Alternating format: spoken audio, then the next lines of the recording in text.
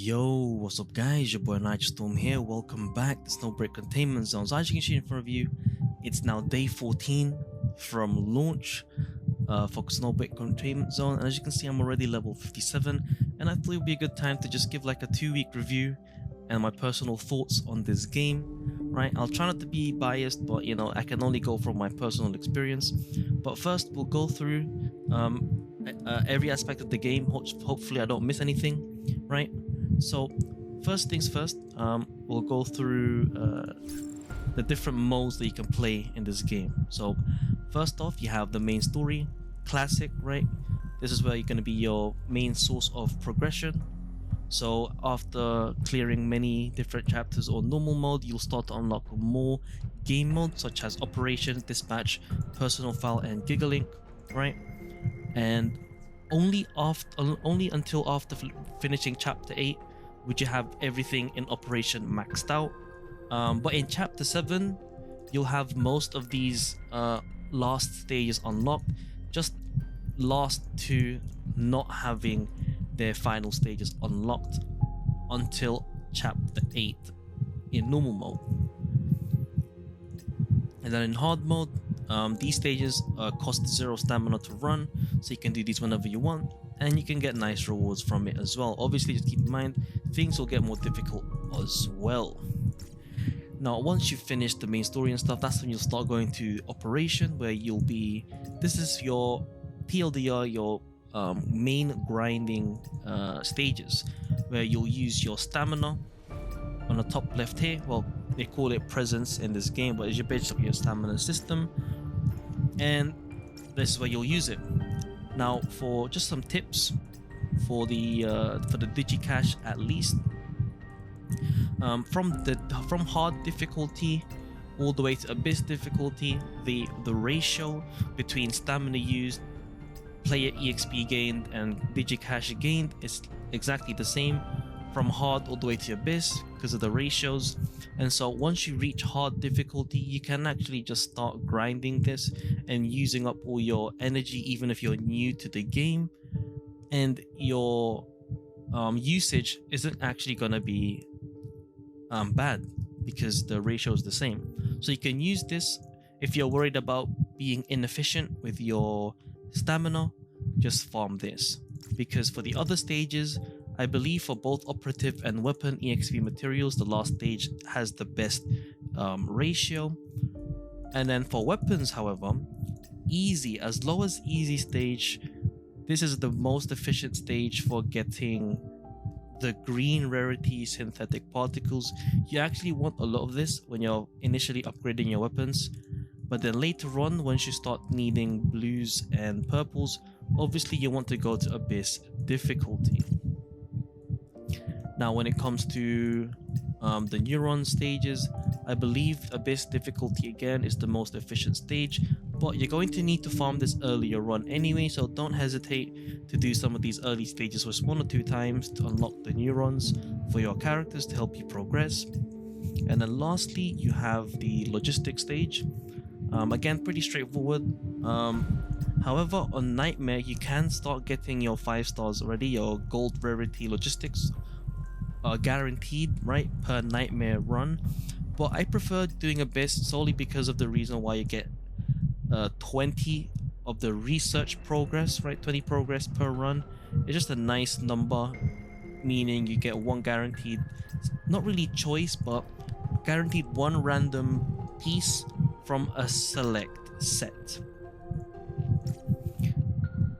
And then combat training, you unlock these stages over time. Just do them, learn a bit about the game, and you get some free digicash in the process. Now, next up, we have Dispatch. So when you go to Dispatch, you have 3 different game modes. We'll start off with the middle one, Neural Simulation. If you haven't seen one of my previous videos, I fought a weaker version of Hela. That is part of the Neural Sim, and essentially you defeat 2 different bosses each week. This time it's gonna be more difficult than last week, right? So I'm definitely gonna have a fun time. Sarcasm, right?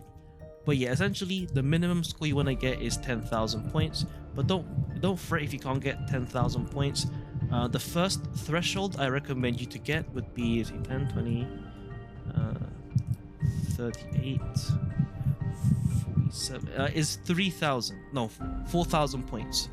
So once you reach 4,000 points, that should be a little over 50 synthetic endorphins, which is enough for the neural simulation shop, which I'll show right now just to be consistent. Don't need, all right?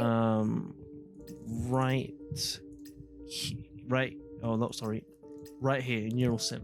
Once you get 50, you buy the quantum cell and you're good to go. In terms of these two, if you really want, you can buy these, but the one here on the left hand side, the extracts, these randomly change, right? But I think it alternates between Fenny and another character, but Wild Hunt will always be here each week, so you could try and farm for her, but it's going to take a long time. Just do some math. 60 times 7 days, right? 60 times 1 week, 60 weeks. But in any case, moving on to the next dispatch, so we have Underground Purge. This is essentially Abyss, if you know Genshin Impact, and MLC, if you've played Honkai Star Rail. It's one of those things where the deeper you go, the more difficult it gets. I currently picked medium difficulty, so the max level this time is level 80 rather than level 60. I guess the main tip that I could give here is ensure you have good crowd control, like freeze or good AoE, right? As well as sustain, I believe, because you're probably might gonna be getting hit, accidentally. So, but if you don't really get hit that much, then you can remove the healer for more crowd control or AoE. Lastly, we have tactic evaluation. So this one's pretty straightforward. You just do stages here. It's the only game mode so far where you're allowed to jump, right? Which is pretty cool. And you get some cash, digicash, and silver buck each stage clear, which is pretty cool. And it's not a time gated thing from what I've seen so far, so you can just do this whenever, especially when you're trying to farm gems. And that's pretty much it for dispatch. So personal file is pretty straightforward. You unlock this pretty early on. Essentially, you choose a character that you want to do, you go to the challenge stage, and then once you finish it once, you can do auto clear, and then you use up 12 of these per day, right? You get 12 of these per day, so that's either 12 shards, right? No, either 6 shards for 1 purple rarity character, or 2 shards each for orange rarity characters. And then we have Gigalink for our last game mode here. Essentially, normally you have this. Each week you have 6 different operatives with high compatibility bonus, and they basically boost the amount that you get per clear, and you get a double neural connection boost each day, which is nice. It'll approximately take you 3 days, right? Assuming max bonus with the bonus, double bonus. And then we currently do have a event going on right now. Essentially, your boss rush, defeat 3 bosses in a row, and these 6 are the specific bonus characters for this event. And also we have a quest list here where you essentially have to finish it 14 times in total to get all the rewards. And for neural connection, these reset each week, and the most important ones are the 600 threshold to get a single pull for standard character banner, and the last one at 1000 points personnel limit to get logistics. All right, 50 of these can get you 1 gold rarity logistic of your choice. And that's pretty much it for all of the current game modes that we have right now. Let's move on to the shop quickly. You don't need, all right? So we have a regular shop, right? I normally buy these ones as well as these. Better to be safe. And then for the others, I occasionally get the blue ones and maybe the purples, but other than that, I don't really get anything else. You could get these if you want, just to speed up a little bit in terms of grinding purple rarity characters. And for this, I never really have enough, so I don't really bother. Now moving on to Underground Purge. This was the Abyss mode that I was talking to you about. I guess the recommended item to get here is the Carbon Atomic Plate. I really want to get the revision application though, because I want to reroll the last affix of 2 of my logistics, but this is more important because there's no way to farm these right now. As you saw, for the weapon stage, you can only farm up to purple rarity.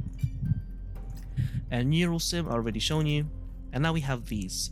So you get these gold things when you're doing pulls, right? And you can get these. I think it's best to save up 480 to get 5-star weapons rather than getting pulls, but it's up to you how you want to use it. This is for event banners, and then this is for standard banner. So if you really want to use these, I guess you can get this for event character pulls. And then we have quality rationing.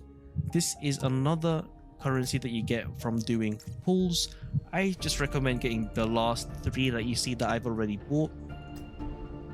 And then this is the personnel limit I'm talking to you about. You can choose any gold rarity logistic from this list. Each cost 50, so pretty nice when you're trying to finish a set early game. And then decomposition, I think this is later on, once you max out a character, I believe. And then this is just using your digicash to buy certain pool tickets, which I wouldn't recommend. Just leave it as it is and buy as you need. Okay, so after that we do have events. So elite recruit, this is going to stay forever. Obviously finish I think finish up to a certain, I think you finish chapter 5, you can choose one character here.